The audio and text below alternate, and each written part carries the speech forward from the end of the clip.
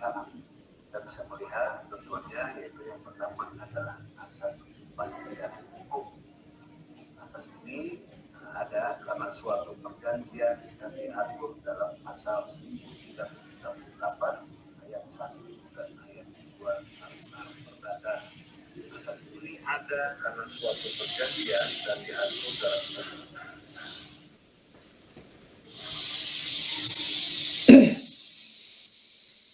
sudah semuanya.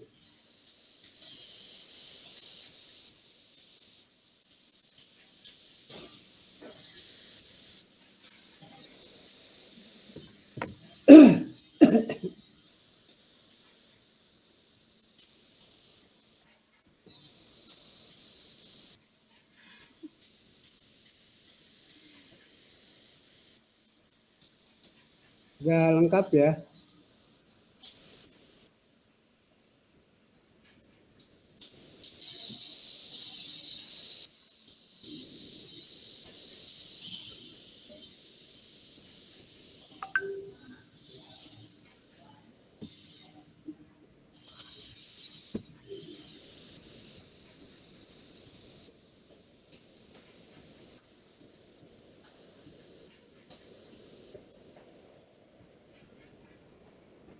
Halo, assalamualaikum warahmatullahi wabarakatuh. Waalaikumsalam warahmatullahi wabarakatuh. Oke, kita mulai dari asas hukum perdata. Saya akan bahas bahwa dalam perdata itu ada namanya asas-asas hukum perdata. Jadi ada dasar konsep bagaimana menerapkan hukum perdata itu. Yang pertama dalam asas hukum perdata yang kita kenal adanya asas kebebasan berkontrak. Artinya bahwa setiap orang siapa saja boleh melakukan kebebasan berkontrak dalam rangka memenuhi kebutuhannya. Ya. Selama kebebasan itu tidak melanggar hukum. Itu yang dikatakan kebebasan berkontrak. Siapapun ya, boleh melakukan kontrak kepada siapapun. Namun nanti ada ketentuan-ketentuan dalam rangka persyaratan kebebasan berkontrak. Itu yang pertama. Jadi kesimpulannya kebebasan berkontrak itu dilakukan oleh siapapun. Ya. Oleh siapapun selama orang itu tidak melanggar undang-undang. Itu yang pertama. Ya, asas kebebasan berkontrak. Atau karena itu asas hukum perdata. Yang kedua, dalam asas hukum perdata itu dikenal juga namanya konsensualisme atau konsensualitas. Artinya bahwa dalam kebebasan berkontrak, dalam hukum perdata, bahwa seseorang sah apabila telah melakukan kesepakatan kedua belah pihak dalam rangka kebebasan berkontrak itu. Artinya ada kesepakatan, konsensus, ada kesepakatan. Ya. Kesepakatan ini dilakukan secara bersama-sama. Ya. Secara bersama-sama sehingga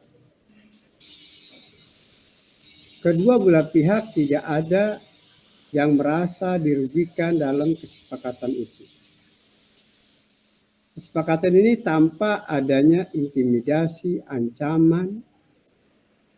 Ya.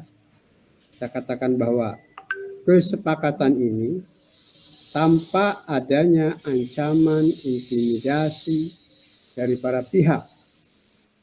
Maka nantinya apabila ada ancaman, intimidasi dan sebagainya, maka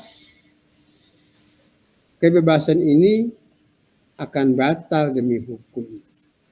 Ya, nah itu akan timbul, perjanjian ini akan batal demi hukum kalau terjadi adanya ancaman dan intimidasi atau di bawah tekanan, ya, dan sebagainya. Itu disebut namanya konsensualisme atau konsensualitas.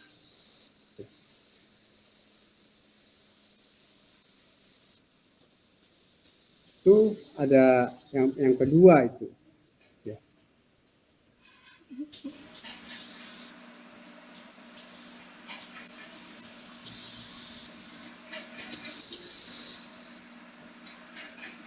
Itu namanya disebut asas hukum perdata.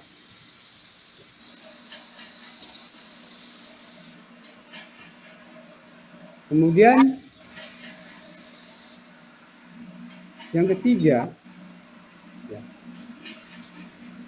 dalam asas hukum perdata, ya, itu kita kenal juga ada yang namanya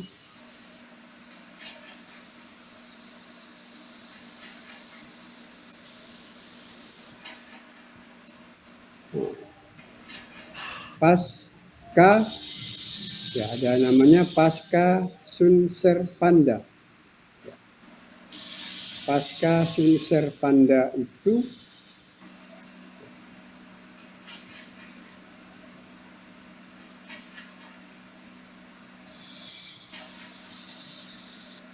pasca sunt servanda. Nanti berbeda dengan asas hukum acara perdata. Itu berbeda sekali. Apa yang dimaksud dengan asas hukum acara perdata? Yang tadi itu ada yang dikenal dengan istilah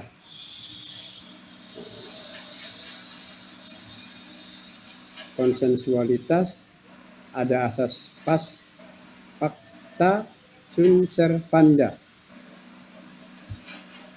Jadi kedua pihak itu melakukan janji asas fakta sunt servanda. Ya. Jadi kedua belah pihak itu melakukan perjanjian.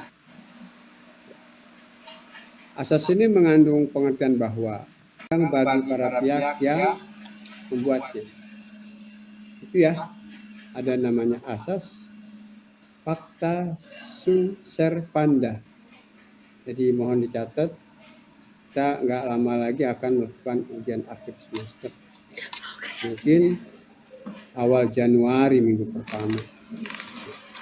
Itu asas dikenal dengan asas perjanjian. Kedua belah pihak melakukan perjanjian. Apakah perjanjian itu secara bersama-sama dilakukan, ya, dan saling mengikat. Jika perjanjian itu dilakukan dan saling mengikat, maka secara otomatis hukum itu berlaku pada siapa? Kepada kedua belah pihak perjanjian itu. Maka timbullah sebuah pertanyaan. Kapan berlakunya hukum perdata itu? Timbul pertanyaan, hukum perdata itu kapan berlaku?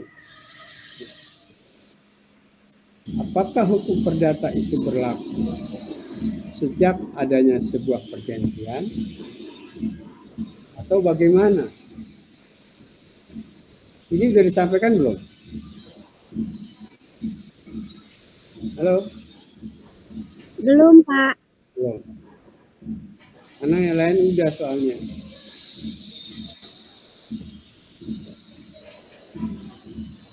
Maka timbul pertanyaan, kapan berlakunya hukum perdata itu?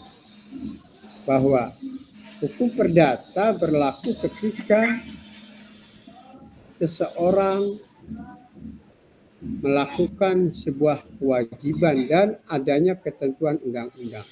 Yang semula dia tidak terikat oleh undang-undang, maka akibat sebuah perkawinan, maka timbullah undang-undang mengikat itu. Undang-undang menetapkan adanya sebuah kewajiban hukum untuk dilaksanakan karena disebabkan adanya perkawinan, maka berlakulah hukum perdata. Kemudian juga undang-undang memaksa atau mengatur secara sukarela kepada orang yang melakukannya itu. Ya. Maka berlakulah undang-undang itu. Atau terjadilah perikatan karena undang-undang. Karena adanya kejadian, kelahiran, kematian, dan sebagainya. Ya, karena adanya timbul perikatan dan akan timbul perjanjian. Maka timbullah hukum perdata ketika diberlakukannya undang-undang tersebut. Kemudian hukum berlaku juga pada perjanjian. Karena perjanjian timbul hak dan kewajiban. Ya, perjanjian sebagai undang-undang. Nanti bisa dilihat dalam pasal 1338. Dan sebagainya. Itu perjanjian.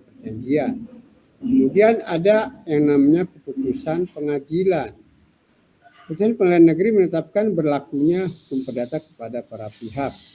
Ya, apabila salah satu pihak mengajukan permohonan, ya, itu yang diberlakukannya hukum perdata.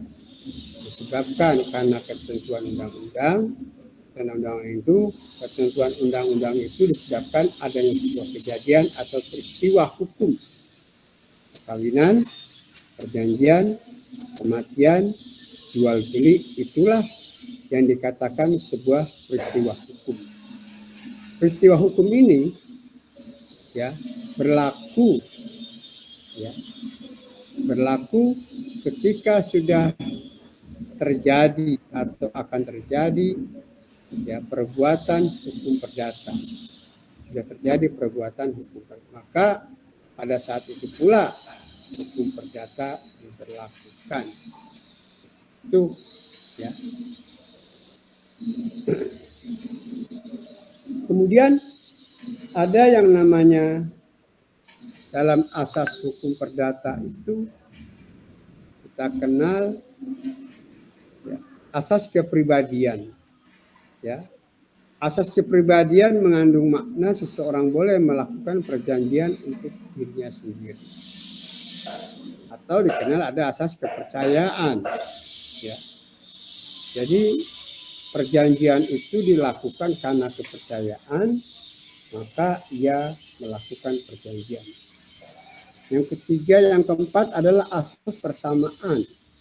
Ya, asas persamaan berarti siapapun diakui, baik kreditur mempunyai kedudukan yang sama dan sederajat terhadap barang-barang milik debitur.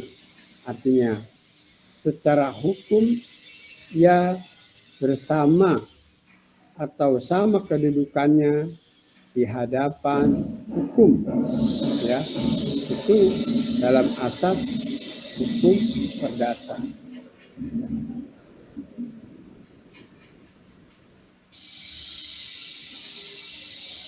Itu seperti itu.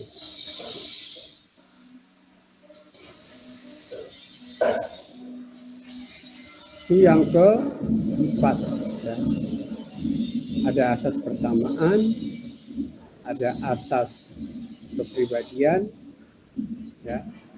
Yang kelima adalah asas batal demi hukum. Ya. Yang dimaksud dengan asas batal demi hukum, suatu perjanjian itu batal demi hukum apabila tidak memenuhi syarat objektif. Ya. Ada dalam istilah asas hukum perjanjian, ada subjektif, ada objektif. Kalau yang dikatakan syarat objektif berkaitan dengan isi perjanjian, ya, yang barang yang ada dan barang yang halal. Kalau barang-barang tersebut yang dikatakan atau bertentangan dengan undang-undang atau dengan hukum, maka perjanjian itu batal demi hukum. Itu, ya, perjanjian itu bisa batal demi hukum. Itu yang kelima. Yang keenam, adanya asas kepentingan, atau dikenal juga ada asas right inviolable etikot, bahwa berarti hak milik tidak dapat diganggu gugat. Ada namanya dikenal dengan asas hak milik tidak dapat diganggu gugat. Kemudian ada asas kepentingan itu dalam pasal 520 bahwa menunjukkan bahwa dalam setiap perjanjian itu ada pertanggungan asuransi, diharuskan adanya kepentingan, ya, insurin, ada kepentingan untuk apa? Untuk ada sebuah jaminan, ya, ada sebuah perjaminan. Kemudian yang terakhir adalah asas concealing. Adalah suatu asas yang menyatakan bahwa perjanjian yang tidak memenuhi syarat subjektif dapat dimintakan pembatalan perjanjian. Yang dimaksud subjektif itu adalah kata-kata sepakat, ya, karena dasar utama daripada perjanjian adalah sepakat. Yang kedua adalah dewasa atau cakap umur. Itu salah satu syarat sahnya suatu perjanjian, ya. Jadi perjanjian itu sah apabila telah memenuhi 4 syarat. Ya, tadi pertama sepakat, kedua telah cakap atau dewasa, ya. Yang ketiga ada namanya konten isi perjanjian. Apa isi perjanjian itu? Yang keempat adalah sesuatu yang halal. Jadi yang dijanjikan itu dalam hukum ini adalah barang yang halal sesuai dengan ketentuan hukum.